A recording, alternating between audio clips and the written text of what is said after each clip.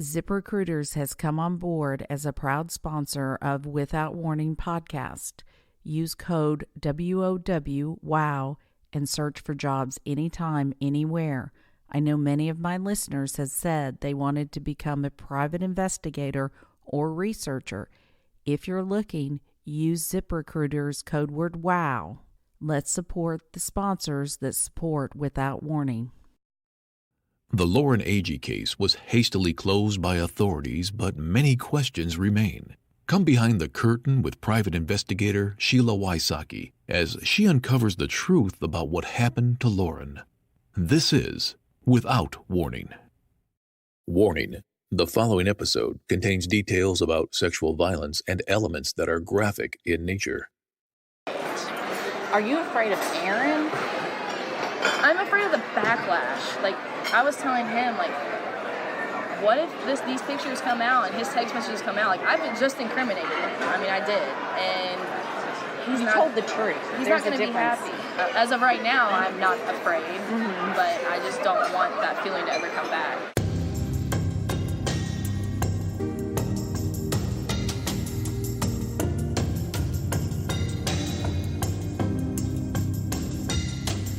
The tape you are going to hear is a continuation of my interview with Kassi Franks. Kassi Franks was Aaron Lilly's ex-girlfriend that he was secretly seeing before WakeFest. Kassi has become a very important witness. She knows patterns, she knows relationships, she knows all the players. So I met with her many, many times. When did Aaron start dating or seeing Hannah? That you know? The first time I ever saw them together was right after him and I broke up.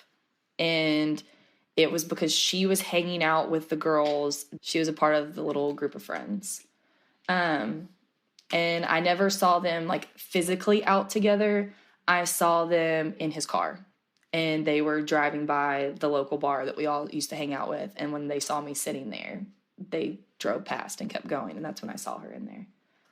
I don't know who broke up with who, or if Aaron wasn't just taking it seriously, but she essentially, like, blocked Aaron. Hannah did, and would quit talking to him. I guess because she could tell, like, him and I still had a thing. I don't know what it was, but she blocked him. I didn't see anything of Hannah show up until WakeFest.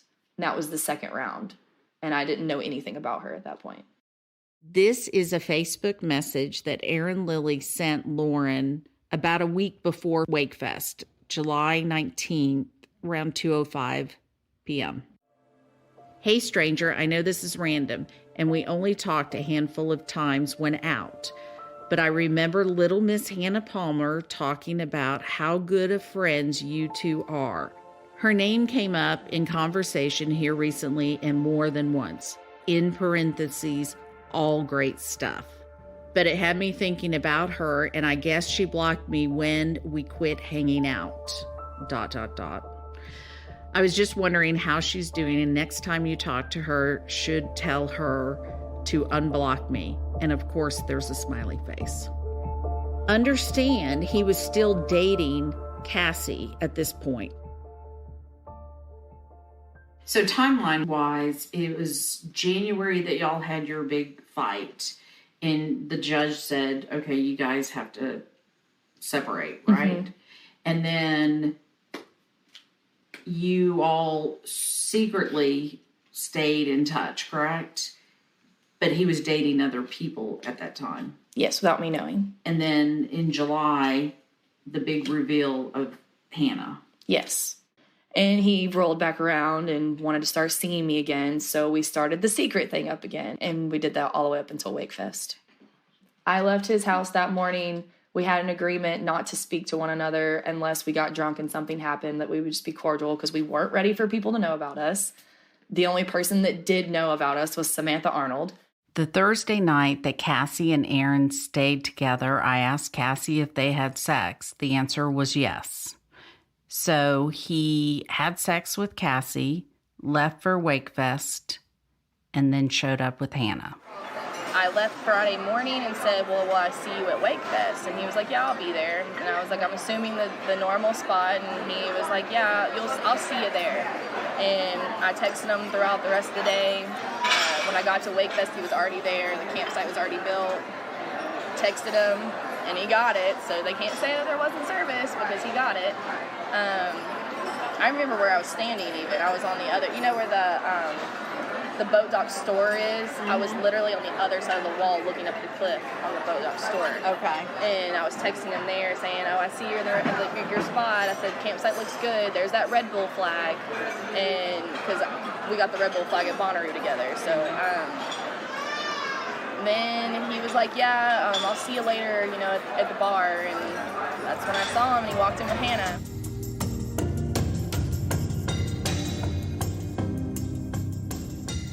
When investigating, it is important to find out the background of the people that were with Lauren that weekend. What I found out about Aaron's background was he had a very toxic relationship with Kassi Franks, his ex-girlfriend sorta at the time. He knew how to control her and manipulate her. What kind of control did he want to have? It was more or less like with me, he knew that if he looked pathetic, I would bring him in. And so he knew your buttons. So he would come and like, I need you. Like, I can't get in trouble, babe. Like, he would cry to me, like, save me, help me. And I would do it every time. And because in my mind, I thought, like, he put in his mind that if I make you happy, if I go to jail, I won't be with you, so you won't be happy anymore. And, like, that's what he would put in my brain. So if you save me, you're saving yourself.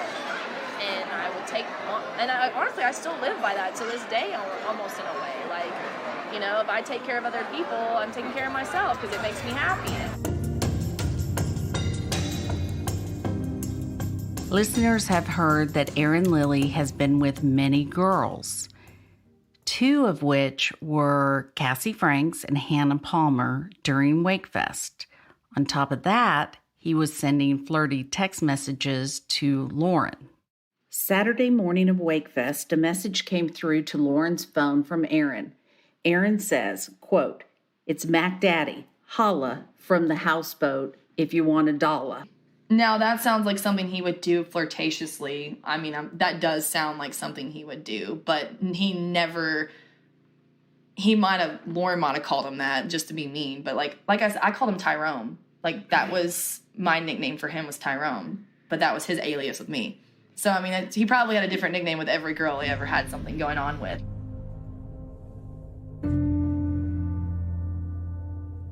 There was one other Facebook message from Aaron to Lauren, and it stated, "Come to the end of the houseboat dock and yell if you need us." Sent at 1:17 a.m. on Saturday morning.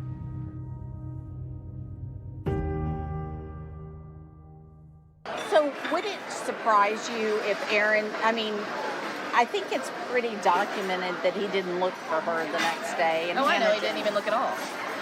Does that surprise you at all, or is that not one bit? Oh my gosh, okay. And I don't think Hannah spent more than an hour looking for her. Because Hannah was right back on that boat taking pictures with Aaron and the rest of the group. They were out there on that. Because, I was creeping still because I was still the hurt ex-girlfriend, at this point. So I was watching to see how their weekend went. They were posting pictures of them on that water board that goes up in the air on Sunday. They did it till the sun went down. Until, I guess, the police came and found them. Mm-hmm. Oh, they found the police. Oh, they went to them. That makes sense. Because that's after they got their story together. And they're like, okay, now we need to go. So that makes sense. Well, yeah, I think when they found the body, as I understand it, Chris and Aaron were coming around saying, "Is that my friend?" And nobody knew at that point there was a body there. Yeah, that's just weird. And that's according to witness statement.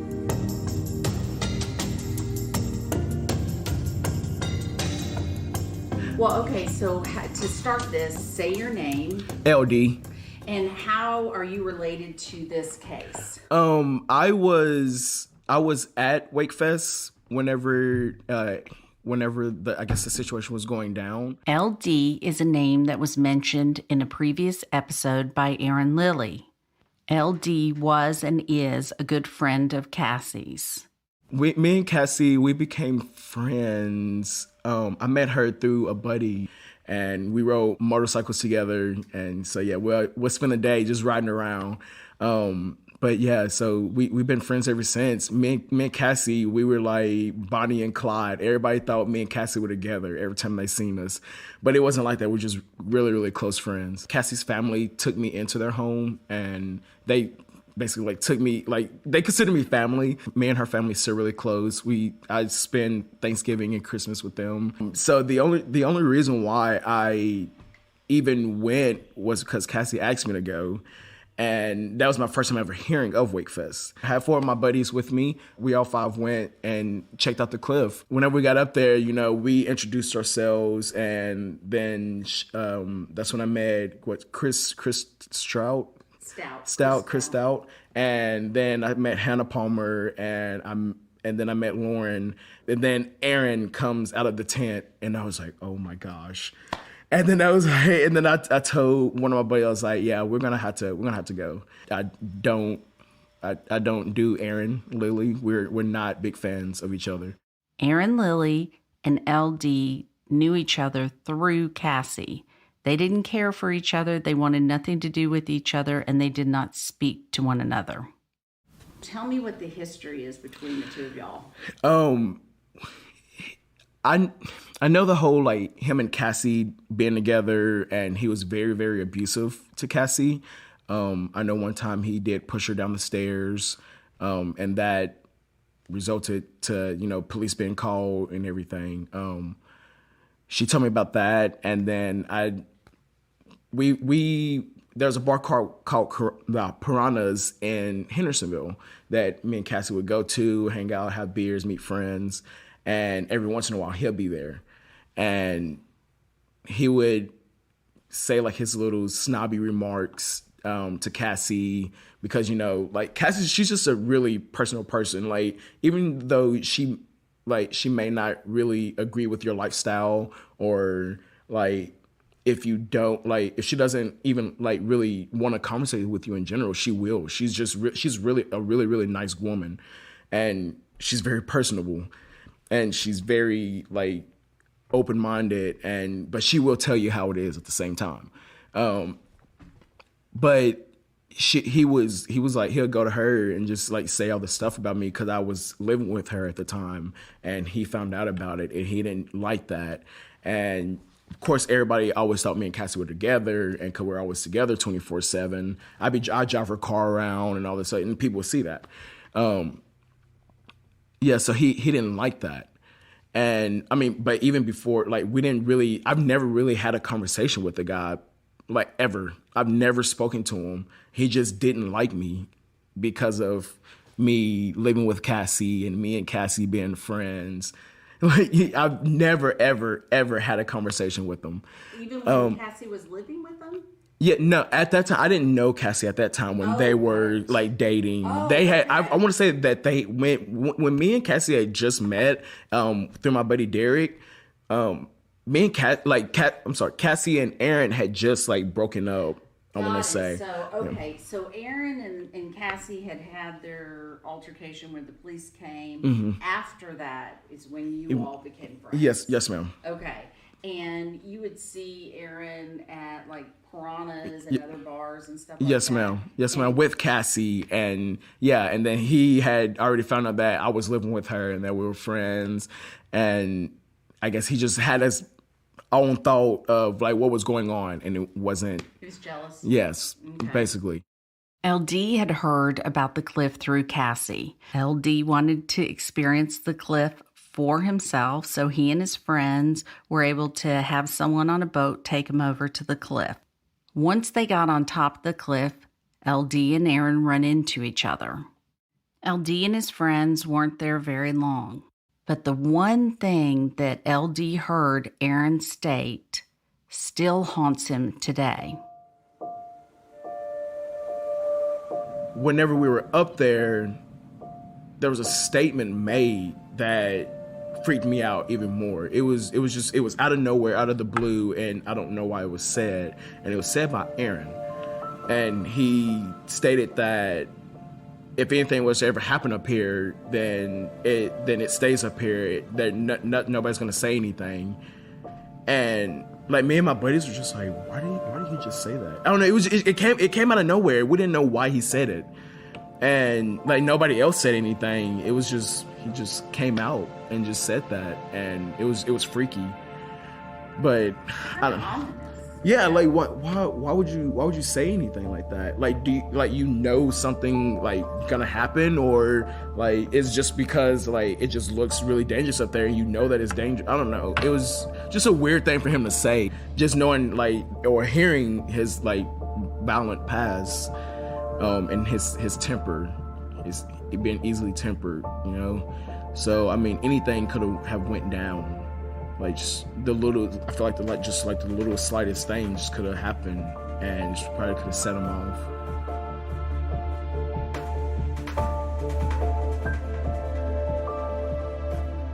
So after the events of WakeFest, Aaron had moved down to Florida. Kassi hadn't heard from him until one day she got a random phone call. He was living back down in Florida when I finally heard from him again, and it was, when was it? It was still warm out.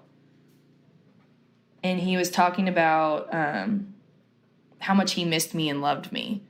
But he called me from his work phone, blocked, so I wouldn't know who was calling me. He wouldn't call me from his cell phone, but he called me from his boss's work phone or something. And I'll never forget what he said to me, because I was just like so dumbfounded what he said. I mean, excuse my vulgarness, but he said, "I miss your fat ass bouncing up and down on me," is his exact words, "and I will always love you." I only remember, I mean, he chokes when he's having sex with you too. I mean, he is doing that. Because there was one time I've had to like grab his hand and pull it back because it was just too much. And I do remember that. That's interesting. Yeah. I mean, I don't know if it's because like he's just into it or what, but like, I mean, it's like when you don't mind. I mean, I don't mind, but when I can't breathe, there's a problem. And you're like making me black out, then yes. As an investigator, I may ask very personal questions. In this particular case, asking Kassi about her sex life with Aaron was important because of the information she gave us. Kassi brought up that Aaron likes to choke, and she couldn't breathe, and she has to push his hands away.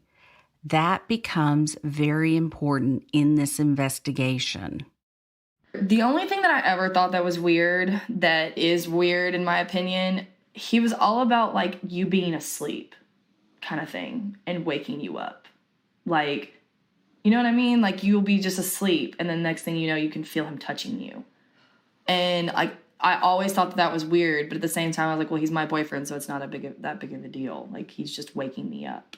So do you feel like you kind of dodged a bullet by getting out of the relationship or him moving on to Hannah? My life was saved, and I know it was. Like, if he wasn't going to hurt me, the stress would have killed me. If you would have seen me then, I weighed almost 100 pounds. I weigh 160 right now. Like, I mean, I was nothing. I was skin and bones. There's a photo that I just thought I was the cutest little thing in. It was right after, like, him and I broke up. I look disgusting. Like, I really do. Like, my eyes are sunken in. I'm tiny. Like, I'm pale. And I just literally thought that, like, that was okay. I'm taking away the good guy image he tries for everyone. Like, he can't, if there's something negative in the world about him, it drives him crazy, but he pulls off this, the haters make me famous. That's his saying. Haters make me famous.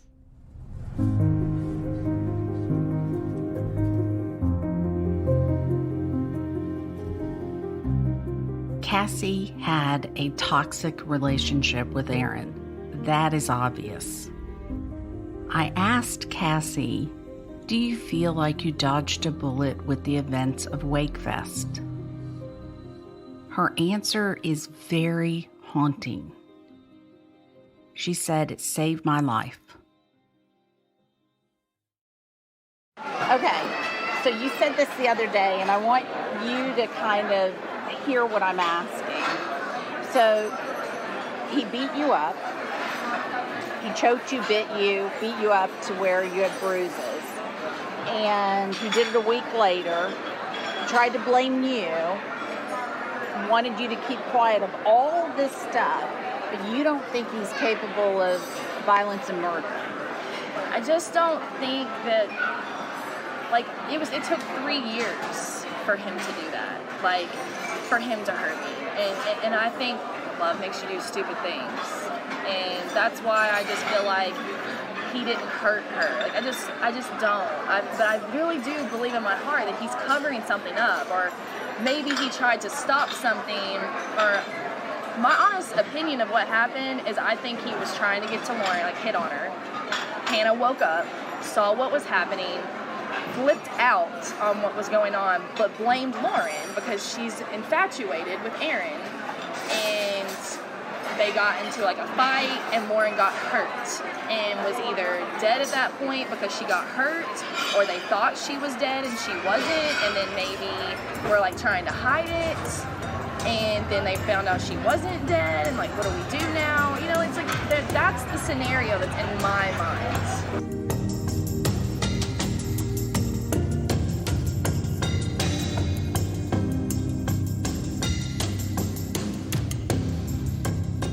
Lauren's family gives their full permission for any and all details to be shared in hope that the truth will come out. If you know anything at all, call 1-888-599-0008 or email tips@SheilaWysocki.com. Next time on Without Warning. If she fell from the top of this cliff, you'd want to know where she fell, right? You'd want to look for blood, for broken branches, something. You'd want to know where the point of impact was. You'd want to know how she fell, at least something. He photographed the tents, the hammock, photographed her stuff, and then started taking selfies of himself on top of this cliff. Well, he's up there. Then he comes back down, and he's done. They just wanted to get out there, rule it as an accidental drowning, and close the case. Without Warning. Host, Executive Director, and Executive Producer, Sheila Wysocki. Producers, Katie Zitzman and Aaron Parker. Editors, Katie Zitzman and Aaron Parker. Mixing and mastering by Resonate Recordings. Narrator, Tim Evans. Thank you for listening to Without Warning.